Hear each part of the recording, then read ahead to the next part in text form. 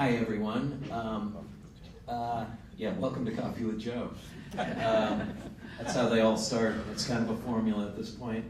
The website is actually economicstability.org, and we have a few articles on there and links to other groups, plenty of links to the AMI, and some videos that I took here last year of some monetary reformers that I met here, and I'm hoping to make a few more videos while I'm here with you folks.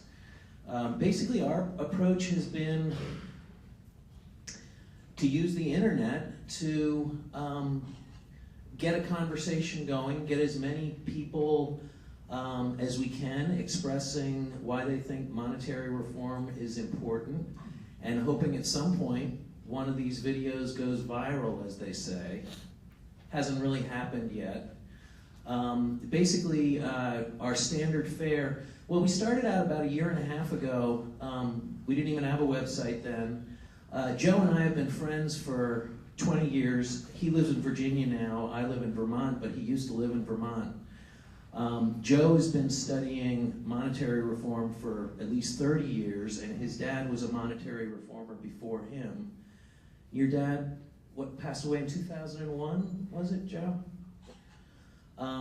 So Joe is steeped in the idea, the paradigm is really what I call it, of monetary reform. He and I have known each other for 20 years, as I said, but we've only really been talking about monetary reform, or I've only really known about it for about the last 5 years. I'm somebody who became interested in macroeconomics because of the financial crisis, because of what's going on right now around us. So there's a lot of people like me, people who never left economics to the economists in the past. There are people like me who have a hunger to understand what's going on in the macroeconomy that weren't interested 10 or 20 years ago. So about 1.5 years ago, I got this idea, Joe and I together, to bring Joe to Montpelier to give a basic monetary reform talk that we videoed and put up on YouTube in 9 different parts, where Joe goes through the history of debt-free money. He talks about the continental currency, the greenbacks, the Chicago plan, a lot of the things that Stephen talks about in his book, how money is created now, how debt-free money would work, fractional reserve banking. He covered it in about 1.5 hours. Chopped that up and put it on YouTube, and then we started the website, and we wanted to have a way of trying to keep the conversation current and dynamic, and not just have a sleepy website where nothing ever changes. And so we figured out this way to make Skype videos that I don't mean to, I'm not much of a techie, so the fact that I can do it argues for how democratically available the technique is, and I'll just describe it quickly. Skype is a program, most of you probably know what it is, that you can download for free on your computer. And Joe has it on his computer, I have it on mine. I can call him up from my computer when he's on. He answers. We both have cameras on our computers.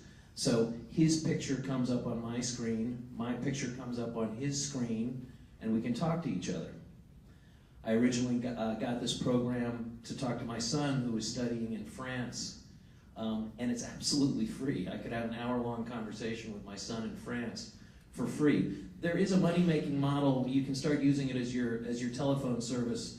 We haven't done that. My point is everything that we've done with Skype hasn't cost us anything.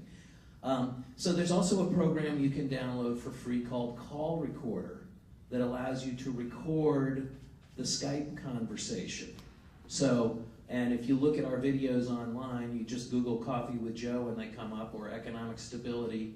I'm on the left-hand side of the YouTube frame, and Joe's on the right-hand side of the YouTube frame, and we're talking to each other.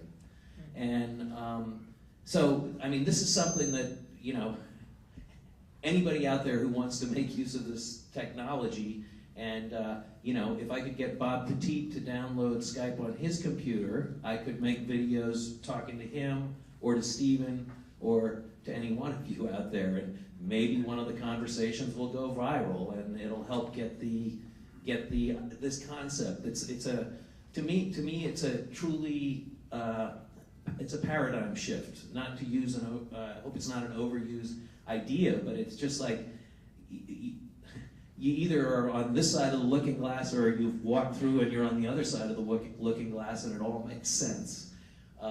The question is, how do you move people through to the other side of the looking glass? And I'm not saying that we have the formula that we know how to make it work. We're just out there sending out a weekly message, a weekly friendly conversation between two guys. We talk about the American Monetary Act. We've talked about fractional reserve banking. We've talked about gold backing of money. We did a series this summer on the program for monetary reform, which was kind of an update. There's copies of it available in the back here, I noticed, from 1939, an update of the Chicago Plan. And you know, we haven't attracted a whole lot of traffic. Most of our videos get 100 views after a couple of weeks or something like that. But people will come on and ask us questions in the comments sections. So it's done a little bit to start the conversation. And all it really takes is I Skype Joe once a week. We talk for about a half an hour, just informally, the two of us, about what we'd like to blog on this week. We kind of set it up, you know. The format is basically he's the expert, I'm the novice asking the questions. We figure out what questions I'm going to ask him, and I push record, and we record the conversation. I then import the movie into the iMovie program on my Mac. If you're on a PC, it must be a different program, but I'm sure you have one. And then I can edit out the places where we, you know, where our brains aren't functioning and it doesn't look good or whatever, you know, or I can shorten it down. So we're not that professional. We're just two guys having a conversation, basically. So I think that's about. I just wanted to tell you a little bit about the mechanics of this very simple thing that we do. It doesn't cost anything but time and our interest, really. Maybe it's a tool that could be useful to some of you at some point. And we take any feedback at any time on the work that we're doing. So, thanks for listening.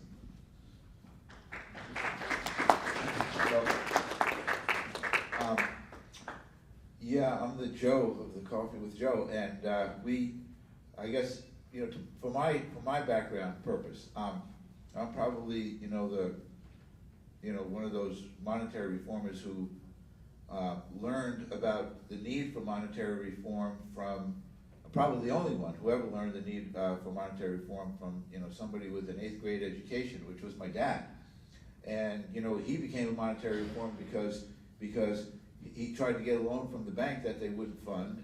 And he was a manufacturer, and he would say, "But I've got all these people that work for me," and the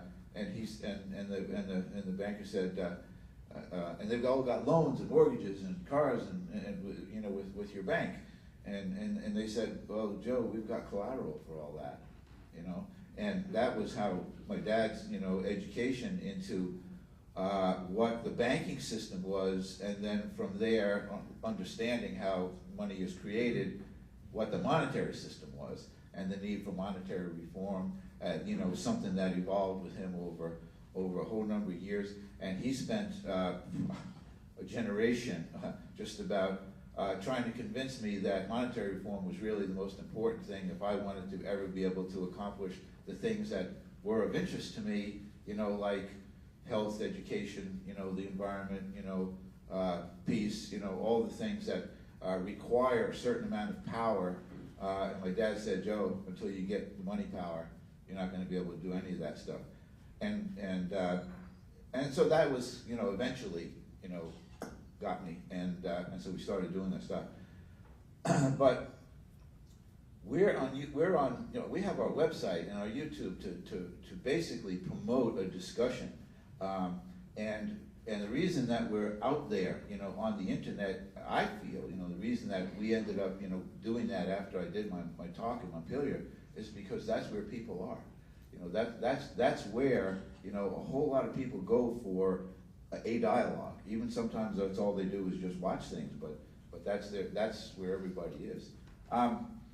You know, in terms of the nonpartisan, or kind of the way I look at it, sort of the, you know, just the broad political discussion, because there are people out there that are discussing money, you know, and, you know, my view is, if we're discussing money, we should be discussing money with all the other people that are out there discussing money, you know. So that's why Pete and I have, you know, have done, you know, several videos on the Chartalists, you know.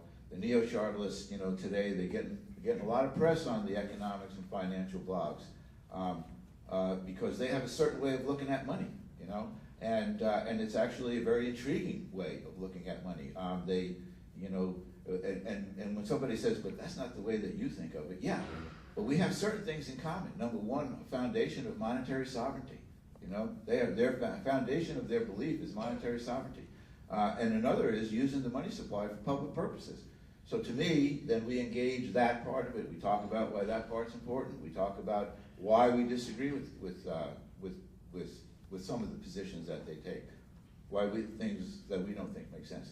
Same with the libertarians. You know, unlike, you know, other people who may think, you know, that's a waste of time, but to me, it's important. You know, it's important to engage the libertarians. What do we have in common with the libertarians? End the Fed. You know, end the Fed. Anybody doesn't think that we need to end the Fed as it exists right now, that is to say the private creation of money and the benefit that you get from private creation of money, that is what we have in common. And therefore, you know, a move to full reserve banking. Most libertarian Austrians, you know, embrace that. So we talk about that. We talk about why we agree with that, why that's important for a monetary money system to work.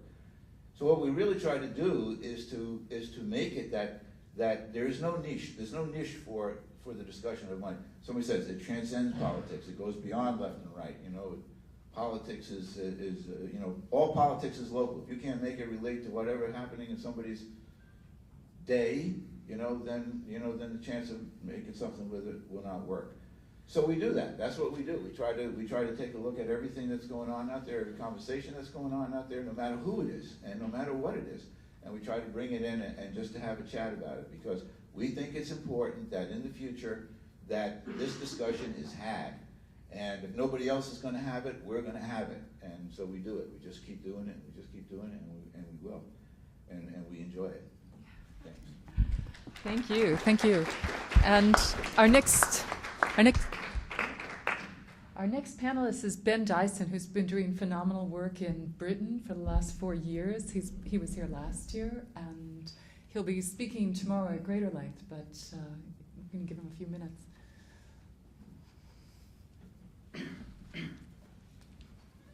Hi.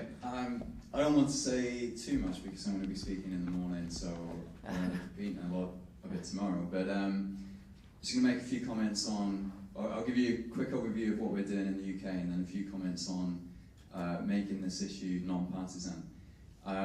We're running a campaign in the UK under the banner Positive Money. That started about a couple of months ago, and we're just growing that now. We're working with a wide range of people, including think tanks, academics, a number of MPs as well. And so I'll go through that in detail tomorrow, but one of the main things we're trying to do with this campaign is make it non-partisan. So it's not left-wing, it's not right-wing, it's not attached to any particular ideology. And the reason for that is partly because monetary reform isn't a left-wing or right-wing idea, but also if you can take the partisan politics out of it, you eliminate most of the opposition immediately. So we so far we have a Conservative MP, so Conservatives are the UK equivalent to the Republicans. We have a Conservative MP who's just introduced legislation that would end fractional reserve banking in the UK. We're working with a institute called the Codman Centre, who are towards the free market, free banking area of monetary reform, but they fully understand that the first thing we need to do to fix this crisis is end fractional reserve banking. We're also working on the left wing with an institute called the New Economics Foundation, who are quite progressive, new economics. And we're working with one of the largest groups within the Labour Party, which is the equivalent of the Democrats. We're working with one of the largest think tanks. Oops. Yeah, dead battery. Try the other one. So we're working with one of the largest groups within the Labour Party to get them to understand how this issue is relevant to them and how it aligns with their goals of greater social equality, greater income equality, and those sort of left-wing goals that they have. We're also making it very clear to both the people that we're working with on the left and the people that we're working with on the right that we're going to work with people who they might disagree with on certain things, and that they need to understand that this is a common cause, that wherever we want to go in the future, whatever your vision of society is, we've got to deal with this money issue before you can get to it. So that's the approach we're taking. We're trying to take the party politics and the ideology out of it, focusing on a practical discussion of what the issue is with fractional reserve banking. Is this a good model for the economy? Is it a good foundation for the economy? And is it going to get us to where we want to go in the future? So I'll talk more about exactly how we're campaigning and how we're running the campaign tomorrow. But those are just some thoughts from there. Okay.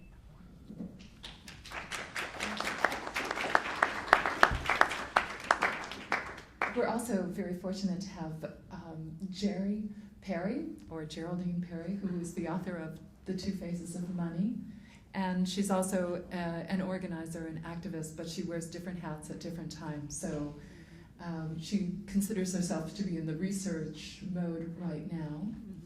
And sitting next to Jerry is Warren Chamberlain, who represents the Grange, and he's had quite a long history with organizing for what it was. Which company was it? Union General Motors, and he also has studied economics and macroeconomics. He has such a long bio, I can't remember all the detailed statistics, and represents the Grange and has two public official hats. So I could use up all your time describing you, but I think I'll let you speak. Okay, thank you very much. It's a really great honor to be invited to participate in this way. I want to start, I guess I couldn't figure out where to start so much. I sometimes think right out the seat of my pants. I think on my feet. And what I'm thinking right now about Dorothy Day, the Catholic worker movement. Somebody mentioned something about, where, throwing the, rescuing babies out of the river, and when nobody's thinking about where the baby, who's throwing them in the river.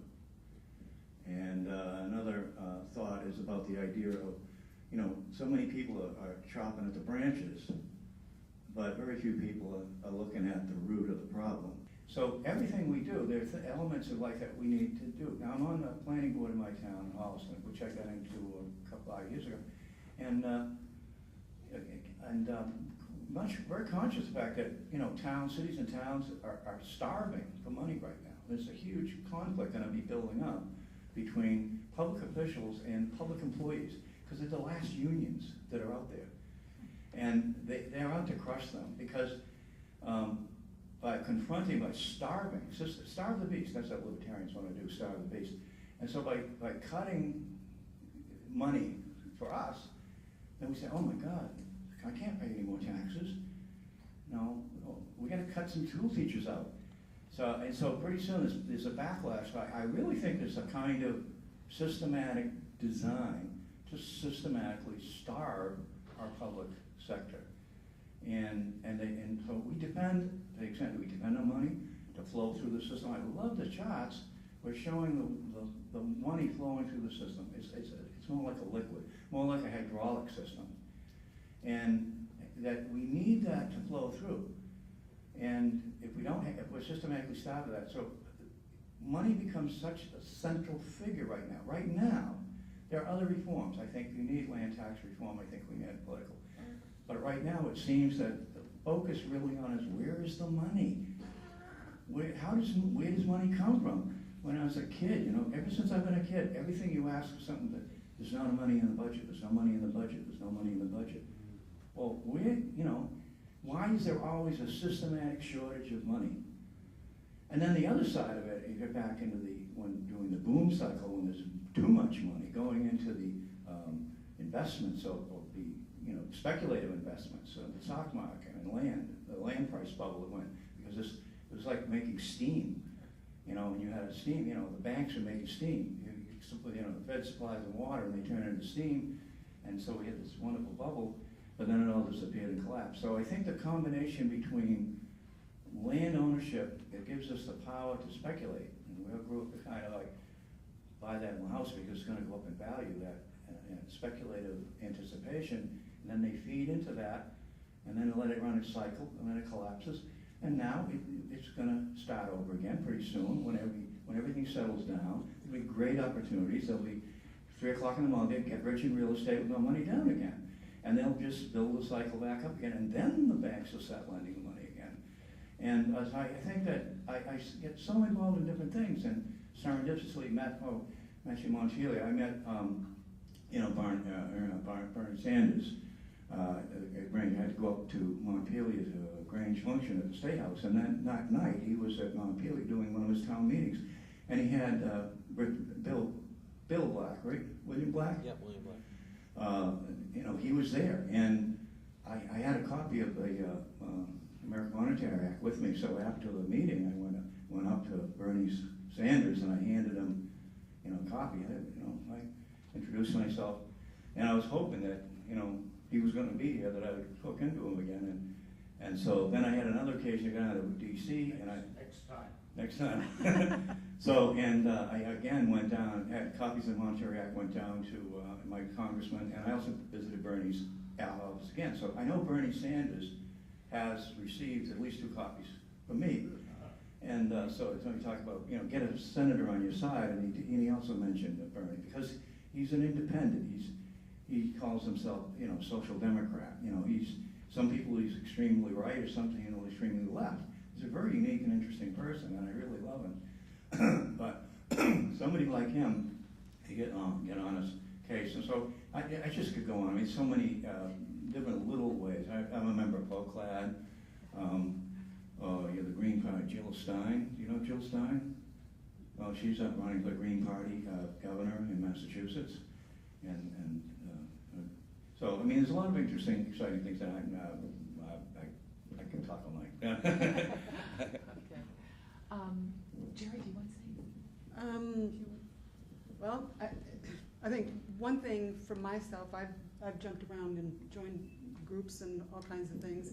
One of the first things I think, in terms of action items, was when I was elected union leader of our local union, and we were having some problems with some of the members, and so we invited the national union leader to come in and help us out. How are we going to get these guys all on the same team? And basically he said, well, give everybody a job, and then that they can handle, because each of us has their own talents. And I think you could see that from this panel there, and I'm sure in the audience there's a lot of people that are working on their own, in their own individual ways, and doing what they can to move the message forward. It took me a long time. I think right before the Chicago conference that I helped plan, and Carol was on that, to really figure out that money creation was the issue, the big problem. Everything else is a symptom of the problem that we got off track right from the beginning when with Washington signed that first national bank bill. So that's what I've been working on over the last, 8 years, is trying to get people to understand that as much as I could understand it and explain it to people.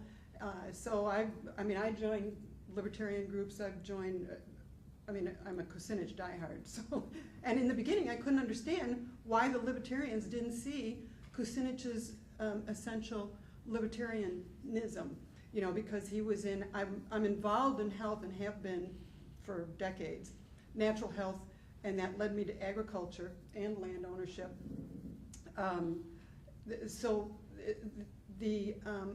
You know, he was always on the same page with a lot of Ron Paul's initiatives for right to choose healthy food. His universal health care plan, it was unlike any other that was ever explained, but he was never allowed to explain it. That led me to understand how much the media, how thoroughly the media at all levels will shut down communication of certain issues that they don't want to be heard. Because the essential difference in that plan, which was written by 3,000 physicians for national health care, was that it provided freedom of choice of treatment, freedom of choice of provider, and including natural remedies and supplements. That would do in the drug industry all by itself. And they couldn't, the powers that be, the money powers, if you follow the money flows, the industries that benefit most are the drug companies, the defense industries, the very things that are harming us in the environment. So for me, natural health and agriculture was really, really important always, and that led me to Dennis Kucinich. And I couldn't understand why there was the divide, the disconnect, and I think part of the problem is we censor ourselves automatically. We don't want to say things that we think somebody else is not going to accept, or maybe that's too far out of the ordinary. You know, they're going to yell at us, they're going to call us foolish or stupid. So we refuse to empower ourselves. That's another element of that. And then we censor each other. Because I get that all the time. You know, oh no, you're not right. You know, well, do your research. Here's the sources. Go look yourself. You know, and 3 years later they come back, oh yeah, well. And there's so much of that all over the place, which is why I think that this idea for the deception dollar or the perception dollar on an individual basis, even if you don't want to be part of a group, which, you know, like Carol has mentioned, right now I'm mostly disconnected. My main action group is with the right to choose healthy food and getting it direct from a farmer who's responsible. That I know I can shake hands with, go visit his farm, you know, you name it. And he's a small farmer, not a mega farmer. So that's my main action item at the moment. It will change as I go along. But all along the way, especially with the Kucinich experience, I did learn that you need to become the media. And one of the ways, it depends on your own talents and your own interests. One of the ways that we were doing it to promote the conference, we ran it on a shoestring. Somebody charged on their credit card to get the thing going, and we were like sitting there with biting our nails saying, oh my God, what if this doesn't work? And you never know, there is no guarantee. But one of the things we did was we would stick those deception dollars in library books. And we could do the same thing on an individual. So on an individual level, it costs you, you know, maybe $10 or $100, how much ever you can afford to print up something that's already made. Maybe the AMI could do that, and you could download it. That's another thing we did, was to advertise. We had flyers that the committee approved of. So we had a vetting committee, so our message was the same, and we weren't all over the place. And the flyers could be downloaded and then distributed all around Illinois or Wisconsin. So we had bordering states. We were targeting local people. We wanted people to come in from the surrounding area. And also make it affordable for people to drive from all across the United States. So it turned out we had people coming in from around the world. So we were lucky. We had a lot of good things on our side, but what I'm saying is that it can be done, but a lot of it depends on individual action and learning how to empower yourself, but also how to empower other people, to try to get them to take some initiative on their own. And I think that's, it's kind of the reach one, teach one kind of thing, and that's, to me, the most important element. If we can't take the money issue to the city councilman, just like Dick was talking about, into our local communities and figure out ways to promote it there, and that's why I think his video or his email or whatever, we could present that. It's easy to understand. It's not the end all be all, because he keeps referring back to the AMI. That message could resonate with people, and then they could say, oh, well, wait a minute, there is a problem. Maybe I'll check into this. So I think that would be an easy way. So I'm all about cheap. I mean, I was a Kucinich volunteer, so whatever you can do on as little money as possible, then do it. That's the way it works. Unless you want to buy food, then you pay for it. Quality food, you pay for it. Yeah, and I invited Greg Coleridge to also be on the panel because I was so inspired by what he said about POCLAD and also the populist movement and their processes. I just want to throw in here too that if anyone wants a radio show, I'm on Progressive Radio Network. It's also on the dollars, and they're still looking for radio hosts, and the technology makes it really easy to host a radio show right now. You could do it via Skype, you could do it via the telephone, you could do it from your house.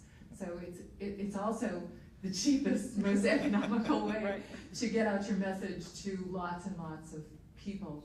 And my background before I became a political activist, I did PR. And so when I found out what was going on, it was like, well, why isn't it on the radio, in the newspaper, on television? And I became a media activist. And I think no matter what we do, we still have to work on being the media and getting our message out to as many people as possible through whatever creative means that we can come up with. And that's why it's so good to bring people together, to share ideas, to network. And I want to throw in a suggestion to the American Monetary Institute.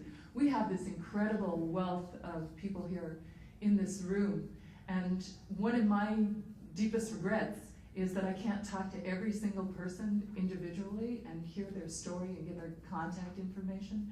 And one thing I do when I organize conferences, and I did it in Chicago, is to ask people who wanted to be in a directory of participants so that we can contact one another directly and we don't have to go through a centralized system to communicate with one another, so we can actually work together. And one of the things that I found in organizing conferences is just these connections, the new collaborations, which is why it's such a great thing that we're here now. And I just want to pass this on to Greg too. And Mark Posh is also supposed to join the panel, but I don't know where he is.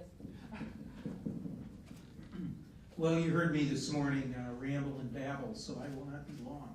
But it seems to me that on this specific topic of nonpartisan political activities, a couple of things just to reinforce or uplift based on what I mentioned today. Three things. One is high touch, second is high tech, and third approach or idea has to do with the proposed American Monetary Act itself. High touch. By that, I just don't think there's much of any substitute for doing some of what has already been done. Stephen has gone around and been to different communities and held gatherings where physically people can come together and you cuss and discuss and engage and hear and learn and share and strategize. Maybe there needs to be some sort of mechanism for decentralizing that a bit, where you have a teacher's training, and there are, some other groups I've been involved with. A way to get the word out is to, particularly around complicated issues, is to help people understand the material enough to where they can go out and themselves replicate this model. And in a sense, anybody can do it just by looking at the material and becoming immersed, but you'll feel more confident if you have gone through some kind of more formalized, deliberative, conscientious process of not only learning the material, but helping know how to help engage in conversation and dialogue and bringing things out and making sure there are opportunities for all participants to participate. So maybe something on the order of helping develop this kind of a teacher's training process so that Stephen doesn't have to run from coast to coast to do this, but we can all, those people who are interested, take some ownership, take some responsibility, and in our respective parts of the world, ourselves, do some workshops and, in fact, maybe some teacher trainings. So that's sort of elaborating on the high touch. High tech, already some wonderful ideas that have been suggested, just to lift up a couple of others. You know, there is a website already. There have already been several excellent resources shared. In a lot of organizations, we'll have a section of here's what other people, you know, friends, allies, here's all the stuff they're doing. And there's so much material out there now, and burgeoning more. Now, not everything is complementary necessarily, but that which is, there could be links to them. As well as, I mean, it's wonderful that this event itself is being taped. In past years, those DVDs have been made available. Excellent resources. Those should be lifted up, or, I mean, milk it. Make mention of it, repeated mention of it. And maybe figure out how existing materials can be repackaged to make it available under the headline of teacher materials, or education for teachers, or educational material for community groups. I mean, there's already summations of the Act. There's already questions and answer, 2-page sheet or 4-page sheet. Figure out how to repackage that with a short enough video, let's say, that, you know, those 3 things packaged together would be a tremendous resource for a 2-part community group meeting, or a 3-part class at either high school or college level. So that is an example of, again, taking things, not necessarily having to create anything new, but taking what other people are doing, adding that to it, and taking some of the excellent work that's already been created and packaging it or repackaging it. Third, the Act itself. Now, maybe it's a little premature, I don't know, maybe somewhere else before we part ways this weekend, there will be some strategic discussion about when this Act is introduced, how to take full advantage of it educationally and politically. That will represent a teachable moment. So what can we do as an entity and people who are supportive of this to, again, milk this for all it's worth, to make full use of the introduction of that Act before Congress? That may include doing something at the National Press Club. That may include using, as we did with this Move to Amend group that I'm a part of, that when that was introduced, this whole campaign took place on the very same day that we knew about when the Supreme Court was going to come out with this Citizens United decision.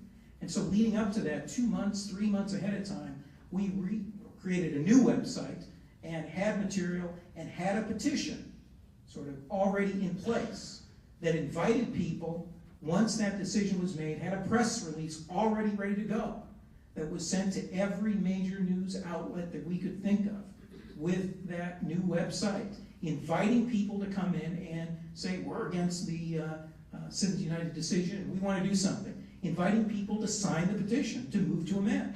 What that does is certainly demonstrate some political power, but it serves as a recruitment tool.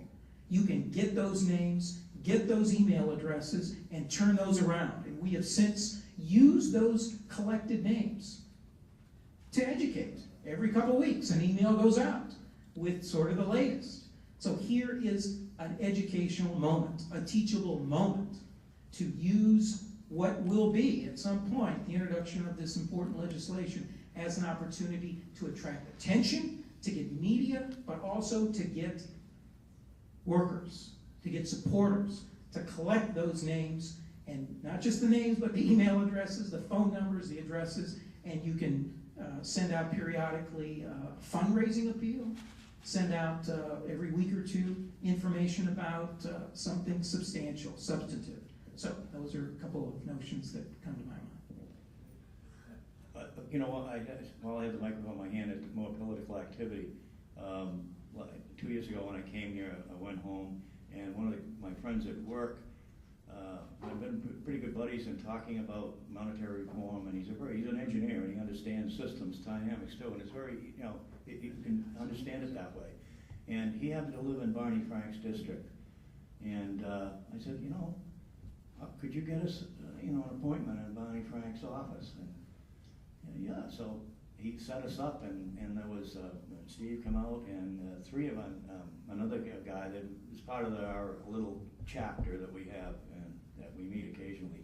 And we got to meet Barney Frank and hand him the act, and of course he wasn't very receptive, but we did. But it was to say the least. But it was an interesting experience. And I mean, like I say, these things are kind of serendipitous. You don't know where they're going to lead you. And so you make these decisions. Next thing you know, you're at this other situation.